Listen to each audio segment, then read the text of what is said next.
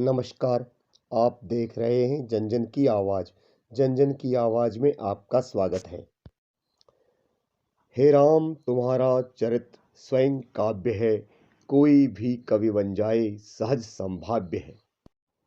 दशहरा या विजयादशमी का त्योहार बुराई पर अच्छाई की विजय का प्रतीक है। इस साल दशहरा 24 अक्टूबर 2023 मंगलवार को मनाया जाएगा। हर साल शारदीय नवरात्रि के अंतिम दिन को दशहरा के रूप में मनाते हैं। हिंदू पंचांग के अनुसार यह त्योहार आमतौर पर सितंबर या अक्टूबर महीने में आता है। शास्त्रों के अनुसार विजयादशमी को रावण नामक राक्षस पर भगवान श्री राम की विजय के रूप में मनाया जाता है। विजयादशमी को महिषासुर नामक दानव पर देवी दुर्गा की विजय के रूप में भी मनाया जाता है। विजयादशमी को दशहरा या दसरा भी कहते हैं। प्रतिवर्ष मनाया जाने वाला विजयादशमी का पर्व महज राम रावण का युद्ध ही नहीं माना जाना चाहिए। बुराई पर अच्छाई की जीत के प्रतीक इस पर्व में छिपे हुए संदेश समाज को दिशा दे सकते हैं। सोने की लंका पर एक छत्र राज करने वाले रावण ने अपने भाई कुबेर के साथ भी दगाबाजी की और पुष्पक विमान पर अपना कब्जा कर लिया। इन्हीं सारी बुराइयों के चलते उसे मृत्युलोक को जाना पड़ा। हम प्रतिवर्ष अहंकार के पुतले का दहन कर उत्सव मनाते हैं, किंतु स्वयं का अहंकार त्यागते तत्पर दिखाई नहीं पड़ रहे। विजयादशमी का मुख्य संदेश है कि हमारे अंदर चेतना का जागरण हो और हम विषय वासना का त्याग करें, अहंकार का त्याग करें। यही विजयादशमी का मुख्य संदेश है। आज हम विषय वासनाओं के जाल में इस तरह उलझे हुए हैं कि स्वयं अपने भीतर चेतना और ऊर्जा को सही दिशा नहीं दे पा रहे हैं। रावण से परेशान जनता को खुशहाल जीवन प्रदान करने के लिए ही भगवान राम का अवतरण हुआ था। दशहरा अथवा विजयादशमी पर्व 10 प्रकार के महापापों से बचने का संदेश देता है। यह विजय पर्व हमें काम, क्रोध, लोभ, मोह, मत्सर, मद, आलस्य, अहंकार, हिंसा और चोरी से बचने और इन्हीं बुरी आदतों से दूर रहने की प्रेरणा देता है। हम उत्साहपूर्वक रावण के पुतले का दहन करते समय इन 10 पापों को अग्नि के हवाले कर दें तो हमारा विजय पर्व सार्थक हो सकता है। केवल उछल कूद, कान फोड़ू संगीत, नृत्य, आतिशबाजी यही केवल सांस्कृतिक आयोजन नहीं है। विजयादशमी का जो पर्व है वह पर्व की गहराई में समाये संदेश लोगों तक पहुंच सकें और घर घर अमन, चैन और खुशियां बरसें, यही इस पर्व का संदेश है। दशहरा पर्व को विजयादशमी नाम देने के पीछे भी ज्योतिषीय योगों को हमें जानना चाहिए।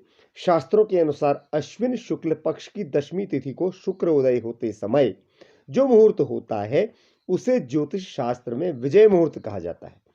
ज्योतिष की बातों पर यदि विश्वास करें तो शुक्र उदय का वह काल सर्व सिद्धिदायक माना जाता है। यही कारण है कि दशहरा पर्व विजयादशमी के नाम से जाना जाता है। विजयादशमी के पावन पर्व को लेकर अनेक कथानक धार्मिक ग्रंथों में प्रचलित हैं, जिनमें से एक प्रमुख धार्मिक कथानक के अनुसार दशहरा के पावन पर्व पर सोनपत्ती अथवा समी वृक्ष की पत्तियां एक दूसरे को आदान प्रदान करने की परंपरा लंबे समय से हमारे समाज में विद्यमान रही है। इस परंपरा के पीछे जो संदेश है वो ये है कि भगवान श्री राम लंका गमन के समय जब इस वृक्ष के पास से गुजर रहे थे तब इसी समी वृक्ष ने उनकी विजय का उद्घोष किया था। कहा जाता है कि पांडवों के अज्ञातवास के समय अर्जुन ने 14वें वर्ष में इसी समी वृक्ष पर अपना धनुष छिपा कर रखा था। आज भी सनातन धर्मियों में शमी वृक्ष की पूजा का प्रचलन है। हम अपने जन जन की आवाज़ के प्रिय दर्शकों को यह बताते चलें कि इस बार 24 अक्टूबर को यानी कि 24 अक्टूबर मंगलवार के दिन विजयादशमी मनाई जाएगी और विजय मुहूर्त दोपहर 2:05 से 2:51 तक रहेगा और इस प्रकार पूजन की जो अवधि रहेगी वो लगभग 46 मिनट रहेगी। दशमी तिथि 23 अक्टूबर को शाम 5:44 से प्रारंभ होगी, जो 24 अक्टूबर को 3:14 तक रहेगी। विजयादशमी के दिन दशहरा पूजन हमेशा अभिजित, विजयी और अपराह्न काल में किया जाता है। अपने घर के ईशान कोण में दशहरा पूजन करें। पूजा स्थल को गंगा जल से पवित्र करें, कमल की पंखुड़ियों से अष्टदल बनाएं। इसके बाद देवी अपराजिता से सुख समृद्धि की कामना करें और भगवान राम तथा हनुमान की पूजा करें। अंत में माता की आरती करें और भोग प्रसाद वितरित करें। ऐसा विश्वास प्रचलन में है कि विजयादशमी के दिन नीलकंठ पक्षी के दर्शन करने से पूरे साल मां श्री लक्ष्मी की कृपा अपने भक्तों पर बनी रहती है। साथ ही शमी के पौधे की पूजा अर्चना करने से तथा पौधे के नीचे सरसों के तेल का दीपक जलाने से पूरे वर्ष भर घर में सुख समृद्धि और उन्नति बनी रहती है।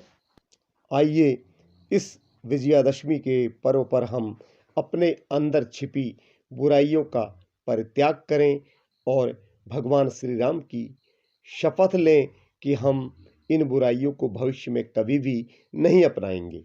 भगवान मर्यादा पुरुषोत्तम श्री राम की कृपा आप सब पर बने रहें। जन जन की आवाज़ के साथ जन जन की आवाज़ को सब्सक्राइब करना न भूलें।